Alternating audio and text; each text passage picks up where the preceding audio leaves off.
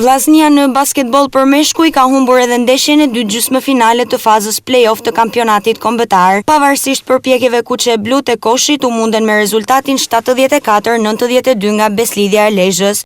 Në takimin e zhvilluar në Pallatin e Sportit Qazim Dervishi, pas kësaj humbje, trajneri i kuqe bluve Eni Lazani kishte kritika për arbitrimin, ndërsa Afrim Bilali i Beslidhjes u shpreh se ekipi i tij synon titullin.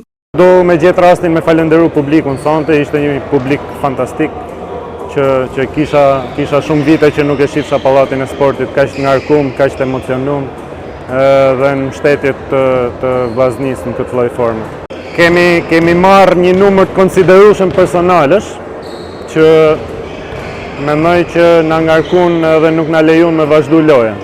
Besoj që që shanse kena, po nëse shanset do jenë të barabarta, mendoj që do kena edhe sukses në herë. Ne do luftojmë deri në fund. Çfarë do lloj gjëje që të ndodhi, ne do japim maksimumin ton fush në çdo moment. Unë jam i kënaqur për rezultatin që arritëm. Ky është edhe objektivi i ekipit ton gjatë gjithë vitit, domethënë. Jam shumë i lumtur që arritëm me mbyll këtë ndeshje me sukses, një fushë vështirë siç është fusha e Vllaznisë.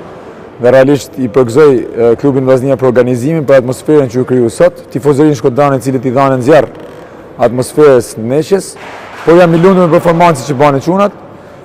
Mendoj që deri diku arritëm të zbatojmë planin e lojës dhe siç u pa, domethënë arritëm ta mbyllim këtë ndeshje me sukses me një diferencë për 18 pikësh, e cila na bën domethënë akoma më të sigurt për hapin e radhës. Shiko, unë nuk du më marrë me deklaratat as Lazanit, as kërkuj tjetër. Unë mendoj që ekipi jem luajti shumë mirë, arritëm të administrojmë lojën për 40 minuta dhe nuk i dham asnjë hapësirë, domethënë, ekipit të Vllaznisë.